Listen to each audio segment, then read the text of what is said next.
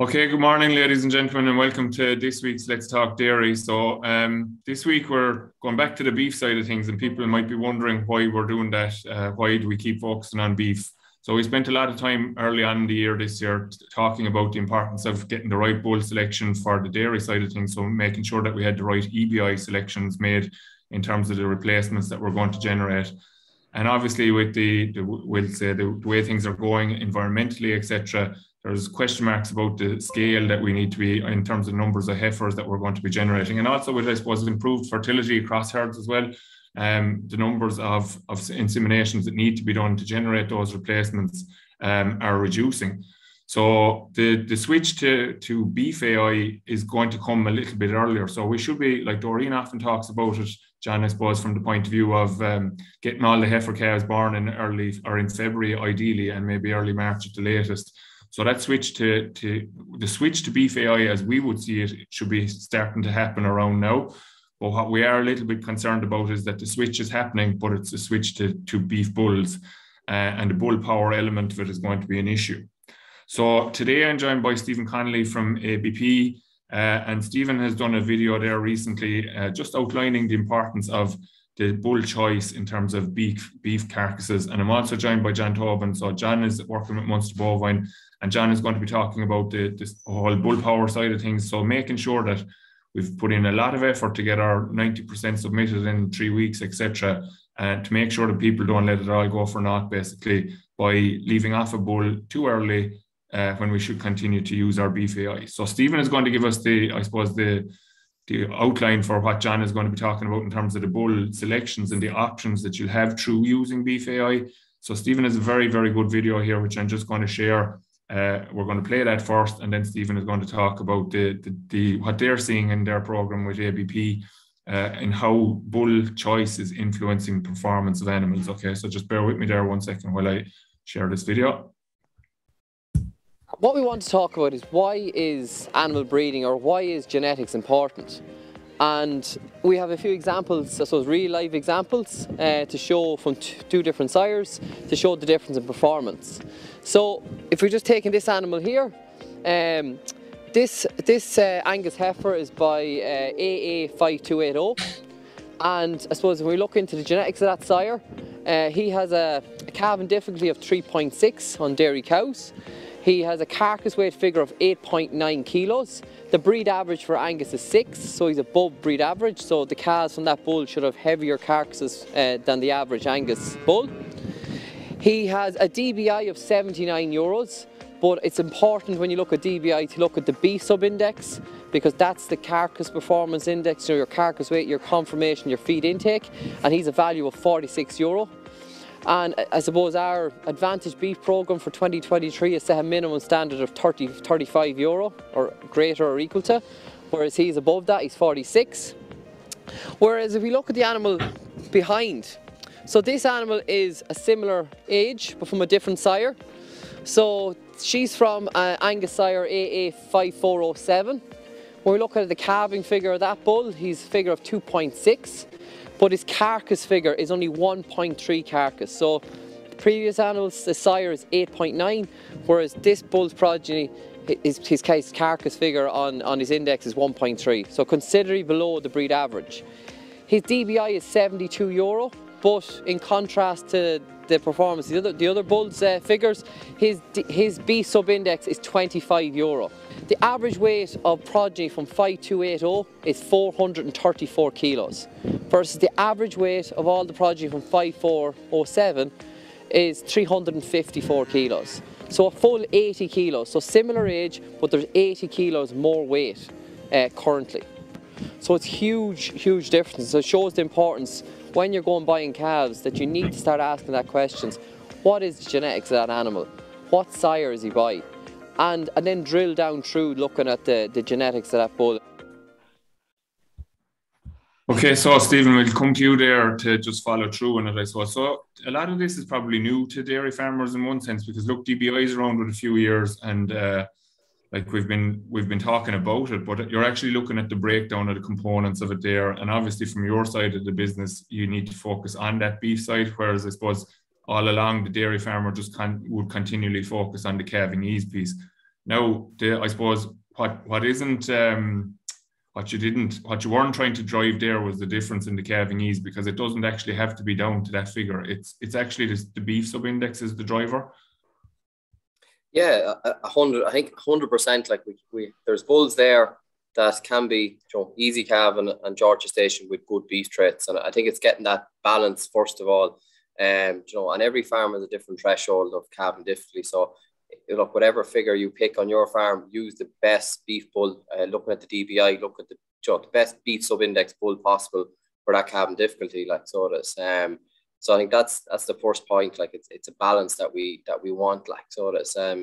And I suppose what we've found, like on all this, like so, is for the beef farmer, what we've seen, we're working with leading eye companies, ICBF and Teagasc in the Dairy Beef in Ireland program. So there's a lot of data behind it. The research we found, and like your topic of today's discussion, I think, is what is it that all bulls are all bulls the same or different? Like, or what's the difference? Like, that is very important, because what we found over the last since 2015, we progeny tested 153 bulls. We had 4,000 cattle in that. We had 60,000 weights going to ICBF, and if we just pick the Angus breed, and we look at the sires, the best sire versus the worst sire, we have found 46 kilos of carcass weight at exactly the same age. So we're killed exactly the same age, but 46 kilos. And at today's price, that's well over €200. So like the calves will look very similar as calves, like so it is. And I suppose as a farmer or buying calves, it's very hard to tell. But when it hit that yearling stage, which the video is showing, the differences get bigger and bigger between the calves and the best sires versus the worst sires. I suppose from a beef farmer's point of view, €200 and over 200 is a lot of money, like so it is. So I suppose what we're trying to get to is that we start using, so it's looking at what cows are going to put to beef bulls, and just look at using a slightly better beef bull either, in AI, like so it's because there's huge differences there for the beef farmer.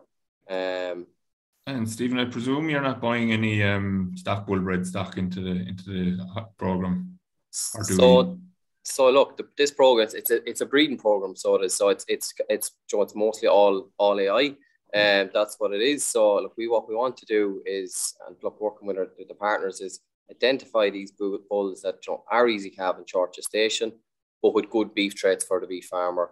And I suppose not just that, the carcass is one thing, but also look at other elements such as maybe what's their feed efficiency like. So that's a huge thing. We don't see that, and it fits into the whole environmental, whether the economic efficiency and the environmental, and also methane. And so taking a step further, when these animals are finished, we actually take steak samples from them. So we're trying to get the full picture, like so it is. And like what we've found, irrespective of breeds, there's good and bad within every breed, like so it is. And I suppose it's about picking the ones with the best beef characteristics. Okay, so just to emphasize, I suppose, for people, that the stock that you're looking at there were managed exactly the same, and it's purely been driven by the choices of genetics behind them. And both of those obviously were AI sires as well, like. Yeah, so on the farm in Carlow, so that we buy in roughly 400 cows per year, 20 cows per bull, and we put a number of bulls into each dairy farm. So that takes into account the effect of herd. And they're reared exactly, they get the same microplacer, they're weighed every month, they're on the same grass. So everything, same management, treated exactly the same. So that's, and they're brought to finishing on that farm. So that is a key point, like so that's, but it is important as a calf, it is hard to see that. And I suppose what we want to do now is get beef farmers asking that question, what is the genetics of that calf when he's buying them? Because we are seeing that impact. And I suppose even our Advantage program, we set a minimum standard for cows being born next year. So this year's breeding season, they must be from a sire of €35 or greater on the beef sub-index of the DBI on the dairy side. So I think that's a positive message, or a strong message from our end, because we've seen the economic benefit, the benefit to the farmer and the environmental. And look, there will be a bonus being paid on that, like 20-cent bonus through the Advantage program. Like so, we want to push that more for the beef farmers. And clearly, Stephen, that €35 is setting some sort of a carcass weight threshold as well, for nothing less than that like you'd 8 or 9 kilos there for that bull. Yeah, like it's a very good point. So look, the breed average would say, so what we need to be doing as dairy farmers selecting bulls, look at the B sub index, but also look at the carcass. That is a big one. Like, so as well, if you put, so first of all, if we get looking at the B sub index, if it's 35 euro or greater, that's, to me, that's, you're going in the right direction. But there's a lot of bulls in AI that are 50s, 60s, 100s, 150, like, so it's across all the breeds. Like, so the higher the better. But I suppose it's very important to try and get rid of that bottom 20%. Like, so look, we'd be liking if we can get 10 kilos in our Angus's, like, so the limousines could be 24 or 5 kilos of carcass weight. So look, the higher the better, but I suppose it's about creating a win-win for the dairyman to balance the easy calving with the carcass. And looking at the active bull list there, I just looked at it before I came on. There's a lot of bulls available there above 35 euro, below 4% calving difficulty, and under 12 euros a straw. Like, so there's I think there's 130 bulls there. So the bulls are there, like, so there's for the dairy farmers to use. Okay, so you're teeing it up nicely now to switch across to you, John. So John, I suppose what do you see as the challenge, I suppose, with the beef from a Munster point of view?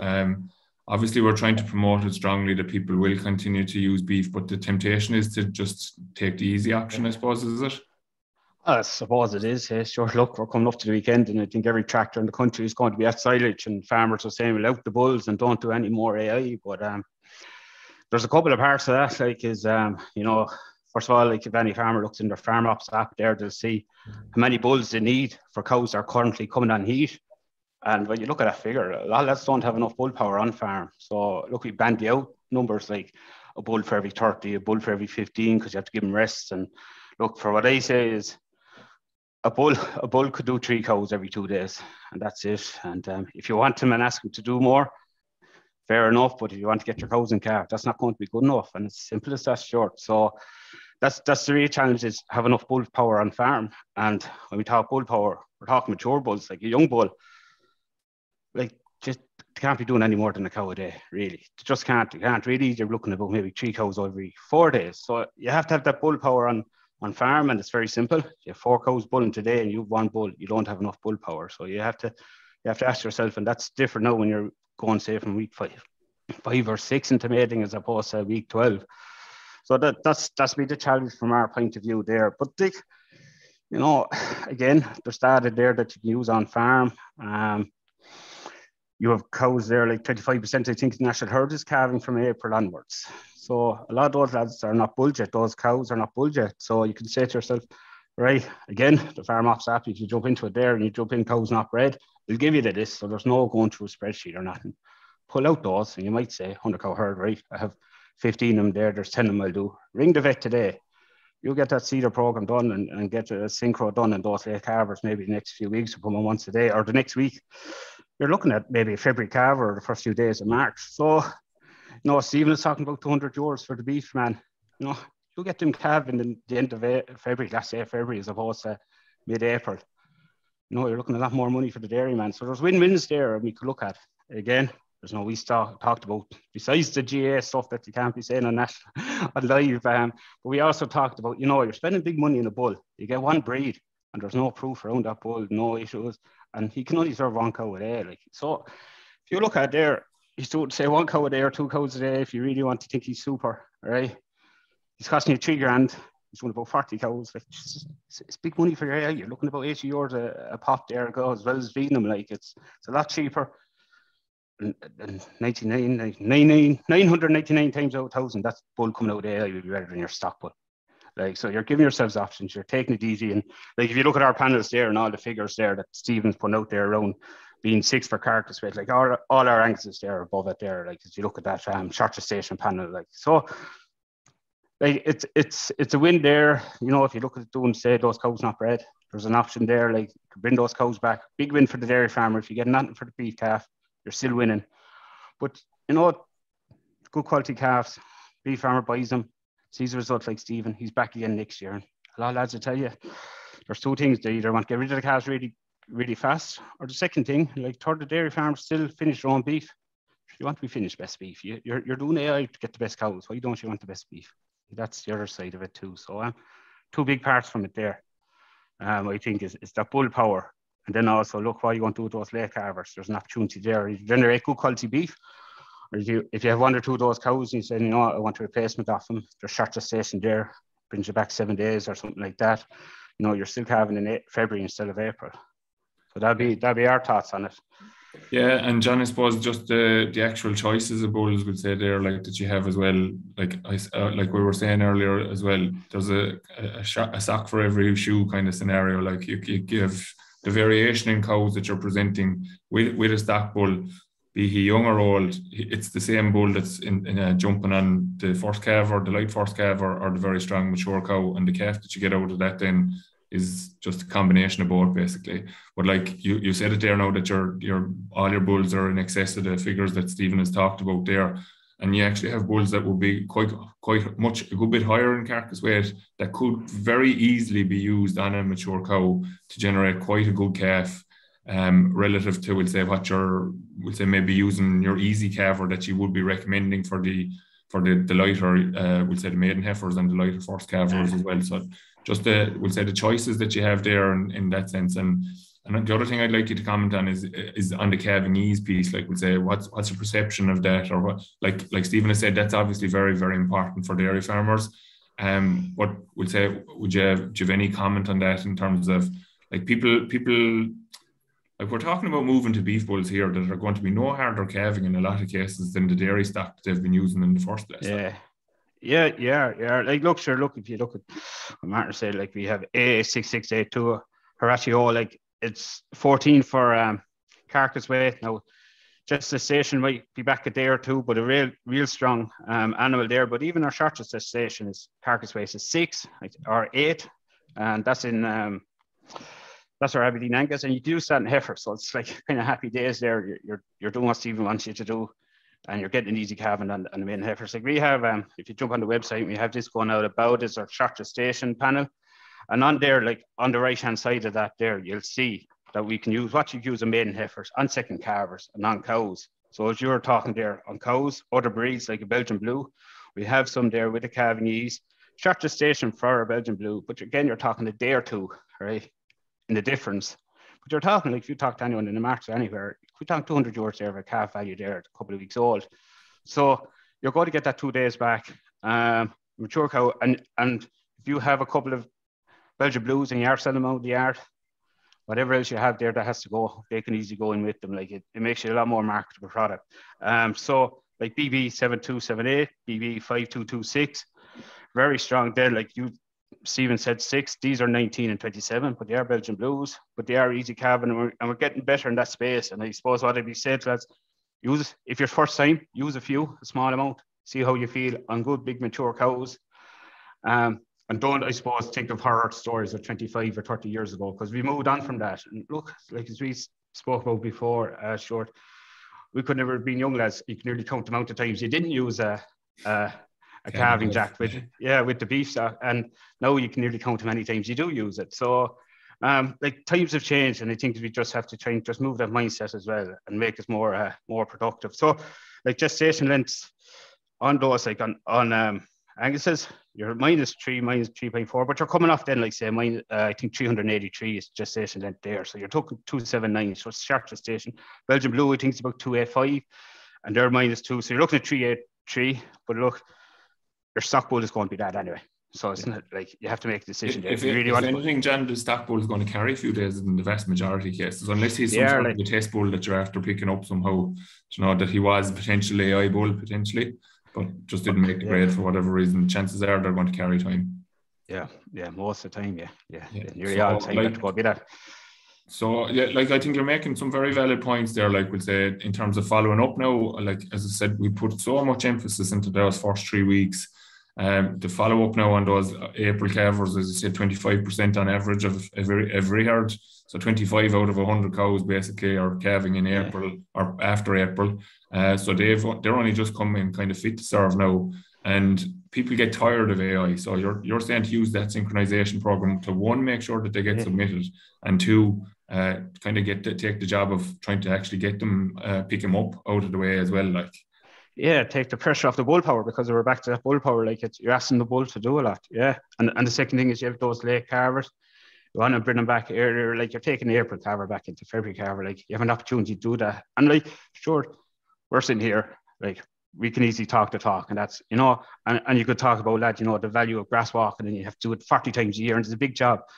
Like a lad has literally, they have to come off this webinar, ring the vet, jump in the Farm Ops app, they'll pull out cows not bred, how many stock bulls they need, right? The information's there.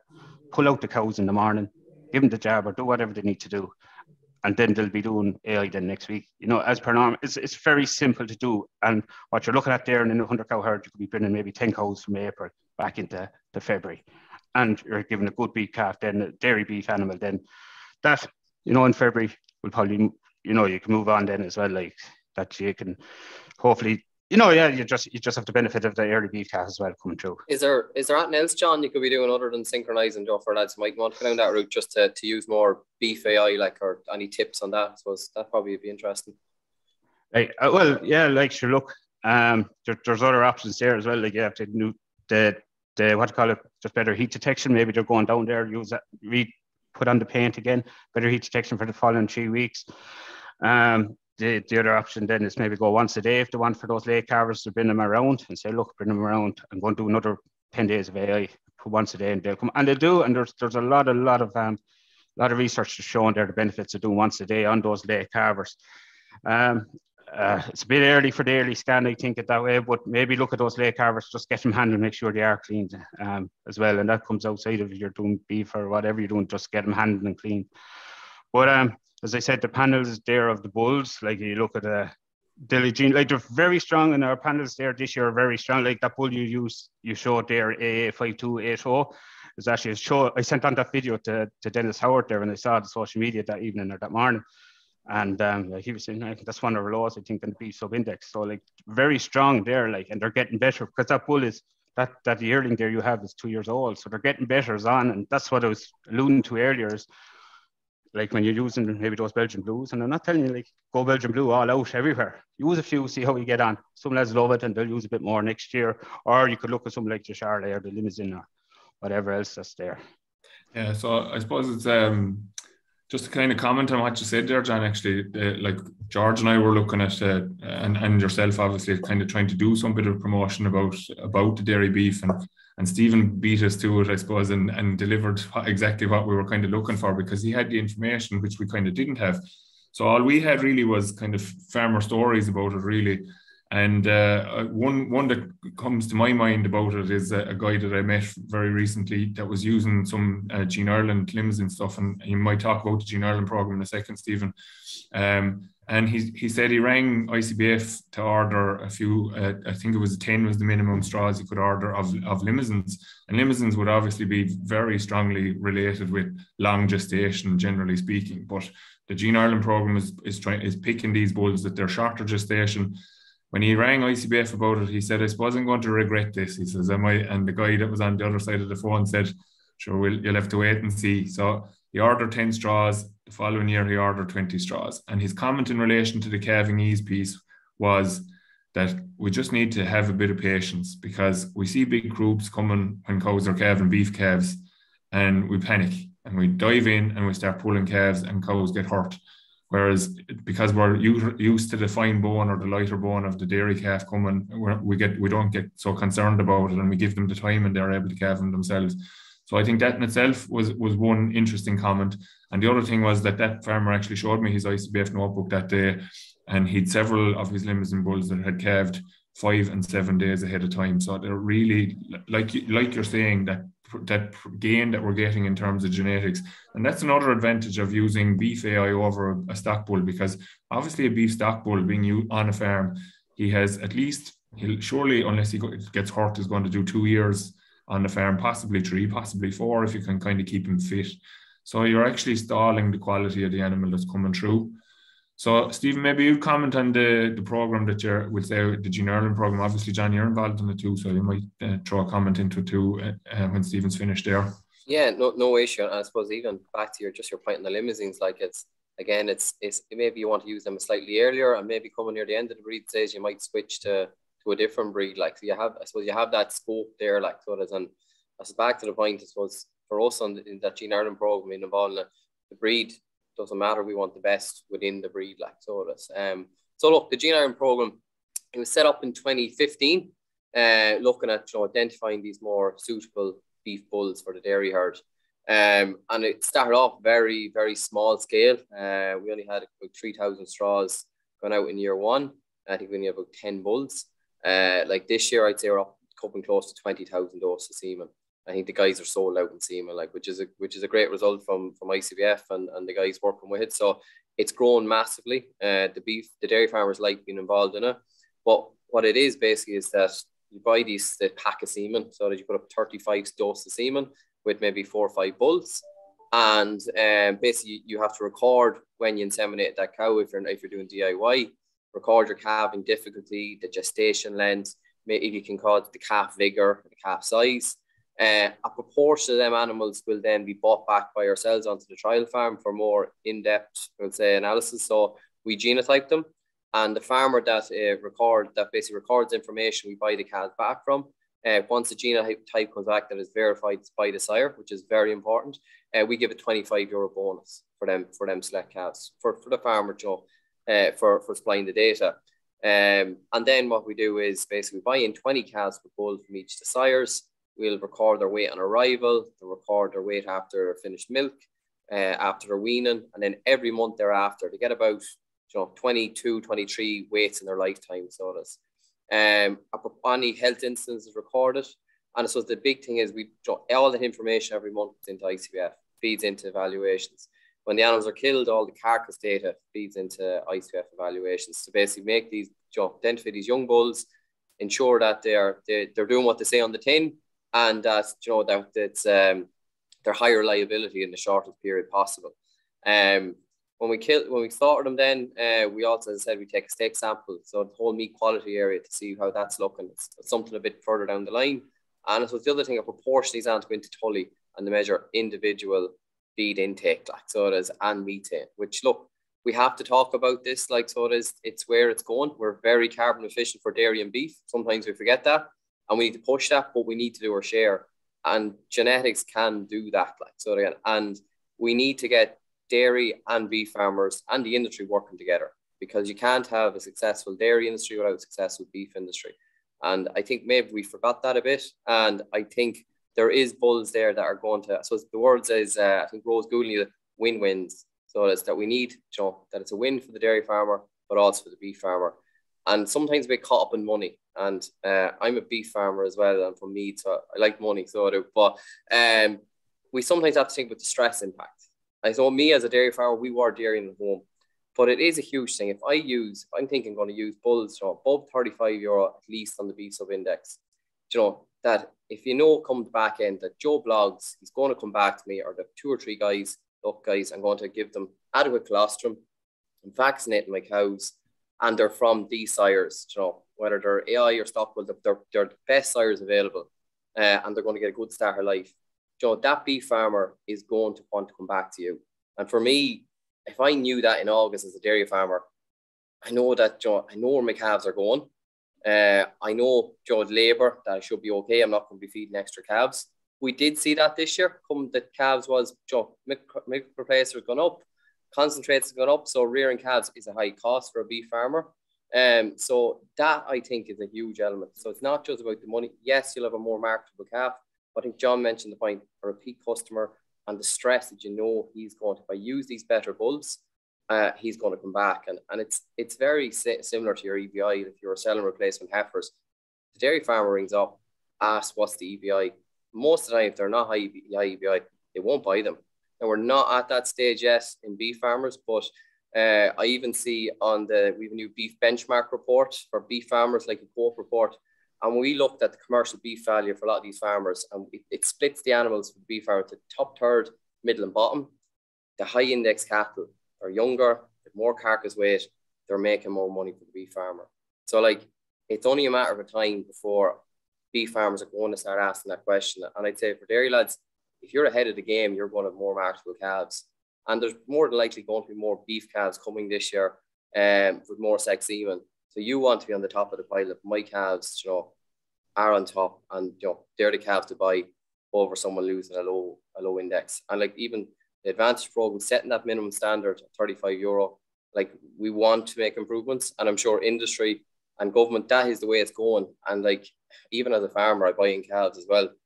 It works. You will not see it as a calf, but when they come into yearling, you're going to have more weight, hopefully younger at slaughter, and they're more than we're going to tick the boxes in terms of carcass weight. So you get your Angus bonus, your quality assured.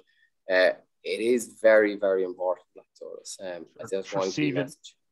Yeah, like Stephen, sure, it's no different than DBI. You look at two heifer calves, or just what's the difference between two heifer calves that come off the stock bull or come off the high EBI one, or wherever they come from? But when they grow and they're fully mature and they have to deliver for you, that's where you see it. And I suppose you have to take that, just two young Holstein Friesian heifer calves, no difference. Same with the Aberdeen Angus, but when they mature, there's a difference there. Like it's it's very complicated but very simple as well. Like, to understand like that, it's pretty straightforward. And look, from a dairy point of view, like, there's loads of different indexes for beef. Like, it can be a bit confusing. Like, so it can, like, you have CBI, you have the B sub index of it. Like, I would say for any guy that isn't sure, I'd say Stuart. I'm sure Teagasc would be happy to help, or Munster, or whoever, to go through that with them, because it is a bit confusing. It is a big mindset change that where we were a couple of years ago. I know John KYA was I think everyone knows that bull, like, so it is, but or it's good and bad. And good and bad. He was unbelievably easy calving in short gestation, like, so it was like, and everyone loved him, like, so it is, but he mightn't mean the best for beef, but we need to get that, and I think you said that every bull is different, like, and if it's even Angus, that you have a bull for heifers and you have a bull for cows, so and the calving difficulty, the lower the better was always the phrase. It doesn't need to be 1% and 2%. Obviously, you want a low percentage for heifers, but for them cows and mature cows, they will be able to calve, like, so there's 3-4% on Angus and Hereford. It's not hard calving. I think that's a very important message, like, so it's like it's the balance, like, so I think that's very important. So just two questions, lads, because we better wrap it up. Just to go back to you, John, there, in terms of just clarification, you're recommending that people would do fixed time AI on those later calves or cows that haven't been bred yet?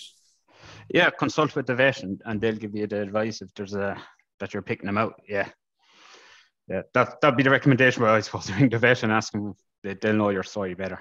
Okay, and then Stephen, this one is for you, I suppose. Maybe just a question in relation to when should beef farmers actually be buying calves, or what age should they be buying them at, if you know what I mean? Jesus, that's a hard question. So I wouldn't it'd be wrong to say we'll get the dairy farmer to rear them and take the hassle out of me when I'm walking. It'd be great. Look, I suppose it's a really good question, I suppose, and I know if you look at policy and what they're meant to be, like, on the trial farm, we buy them in at roughly 3 weeks of age, so that's in the buy-in. They're that little bit stronger, little bit, like, it's about, so when you're buying in calves, like, stress is a big thing. So we buy from a specific bunch of farmers that we know give colostrum, that roughly 3 weeks of age, like, so that they're well looked after. It's a huge impact to a farming system. Genetics, 100%, genetics of the cow, but the way the calf is being reared, and that little bit extra time is definitely is a benefit for us. And like, even from the dairy farm, we have found on the trial farm 150 grams a day difference between calves from the best dairy farms versus calves from the worst dairy farms. And what we do is we basically look at that every year, and we try and select only ones. Yeah, we filter it, and it is important. Again, we're going back to them guys every year, and they love it because they know, they've basically, it's a price in the market, or the average price of the week. They're getting the €25. They know we're coming and going to collect them once a week, every week, and the money probably is. It's probably, it's the service is a big thing, like, and they know we're going to buy them, like, so you're clearing space for them all. Yeah, like, so look, 2-3 weeks of age, but that's what we look, 3 weeks mostly. Yeah, okay. So look, as I said, we're just caught for time there, so we have to wrap it up. But I suppose the key point, I suppose, coming from what you've seen, Stephen, is that that choice of beef bull is so influential in terms of the performance. And again, there's always that certain element of, sure, what's in it for me, maybe. But like John has said there's a lot of farmers rearing their own beef calves, as well as that repeatability of the customer coming back. So the person that buys those calves, in 12 months' time, they're going to see whether they're good or they're bad. and they may not come back to you again. Like, so if you can get those, that use the opportunity that's there by Beef AI to choose the best bulls that you can to generate the best beef that you can. It's going to, as you said, give you kind of a USP maybe for your herd to sell, to sell on the stock. And then, John, your point is the same as what we're advocating, I suppose, within Teagasc as well, that every 3 weeks of extra AI is going to reduce bull power requirement by half. And the vast majority of farms that we see probably have 1 or 2 stock bulls at most, which would mean on the figures that you said at 1.5 cows per day means that you have to be down to about 30 cows only left. And even at that, it's a bit of an ask. And how do you know that you've only 30 cows left is the other question, of course. Yeah, that's true. And when you only have 30 cows left, them cows aren't having the conversation saying you're on today and I'm on tomorrow. Like before on today and none on tomorrow. So that's another side of it. Yeah. So very, very important message for people to take away today is that the opportunity to use Beef AI is there. We should continue to use Beef AI to reduce the requirement for bulls, because otherwise we're going to have a very long tail in our calving pattern in 2023. And then the choice of the bull that's there are loads of options out there, and you can choose good and bad, and we should be trying to choose as the best as possible. And the genetics are now there to increase that. And I suppose some very rough work that's just been done there recently by George and Alan Toomey and Moorpark as well is very crudely for people, if you're looking for a figure, is that whatever your beef sub-index is for your cow herd, if it's -10, you should be rough, and this is very crude, pick a carcass figure approximately 1 for 1 basically. So go +10 and you'll actually get the animals to come into the target. Now, as I said, that's crude and it's going to be refined, but it's going to get those animals to the spec that Stephen is looking for of 280 to 320 kilos at an earlier stage as well. So the opportunity is there. Make sure people continue to use Beef AI. Like John has said, get those later calvers bred using your fixed time AI or whatever is recommended to you by your vet. Top up your tail paint and keep AIing to, my personal preference would be to do at least 9 weeks of AI really, and then leave the bulls at it at that stage if you want to. Lots of people now using no bull at all because they have automated heat detection systems as well. And look, it's a good year in milk. It could be a year to be considering an investment like that too for people to make life easier because of the health and safety aspects to go with bulls as well.